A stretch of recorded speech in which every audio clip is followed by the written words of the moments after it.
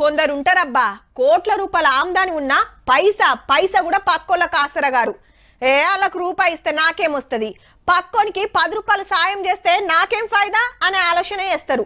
ఆపతిలు అప్పడిగినా ఆస్తులు రాసియమన్నట్టే ఫీల్ అవుతారు.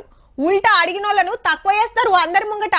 కానీ కొందరంటే కొందరే ఉన్న దాంట్లో నలుగురికింత వంచాలని చూస్తారు. అండ్లా ఈసారి ఫస్ట్ ఉంటాడు కావచ్చు.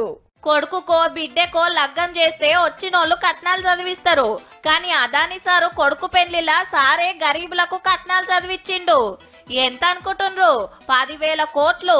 గా పైకం తోటి దవాఖాన్లు, మెడికల్ కాలేజీలు, స్కూళ్లు, నిరుద్యోగులకు ట్రైనింగ్ సెంటర్లు పెట్టిస్తాడట దేశమంతటా. అదాని సారు చిన్న కొడుకు జీత్ అదాని పెండ్లి గుజరాత్ డైమండ్ వ్యాపారి బిడ్డతో జరిగితే చుట్టాలను దగ్గరోలనే విలువ నంపుకుండు. పెండ్లి పీటల మీదకెళ్లే పేదల కోసం గీ పైకం ఇస్తున్నట్టు సాటింపేసిండు సారు.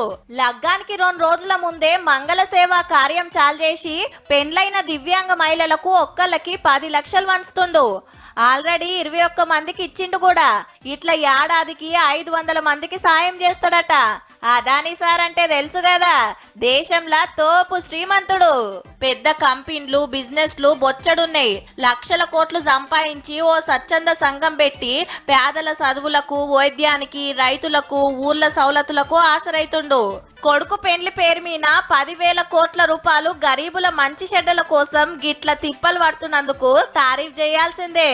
కానీ గింతగానం దాన ధర్మాలు చేస్తుండంటే అదాని సార్ ఆమ్దాని ఏ లెవెల్ ఉంటదో మీరే ఆలోచన చేసుకోండి.